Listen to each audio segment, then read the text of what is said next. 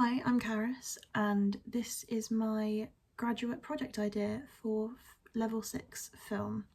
So, this summer I was watching the In-Betweeners film and the first one, and there is a character called Jane in this film who is a beautiful, curvaceous woman. And throughout the film, she's very transparently discriminated against and constantly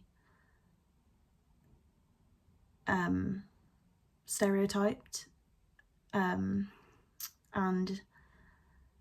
this kind of sparked a anger in me that I just thought, why is she being so discriminated against? She is a beautiful woman with a beautiful body.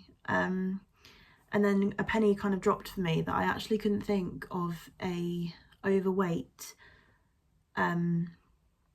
protagonist in a film that wasn't discriminated against, wasn't stereotyped, wasn't seen as lazy, wasn't mocked. So I decided what better thing to do for my graduate project. So my research question is breaking the Hollywood mould, deconstructing body shaming and fat phobia in the film industry. How does the underrepresentation and stereotyping of body types in the film industry sustain harmful societal norms within audiences, and what impacts does this have? So I want to create a video essay hybrid with a podcast episode where I want to interview a casting director, if I can make that happen, some of my peers and someone else involved in the film industry, maybe an actor or something. And I want to get their perspective on this issue, and I want to see what they think and see what solutions we can come up with to squash this issue, because it shouldn't be one in the first place. And I want this to be a kind of resource for the future generation, to empower people, because I know that if I had something like this, I would have felt so much more empowered and confident, especially coming into uni in this industry as well. So in this, I want there to be a sense of community, and I want to gain an audience perspective as well. So I want to use surveys and polls to kind of conduct my own research into what the audience perspective of this issue is. And I want to use that within the project as well.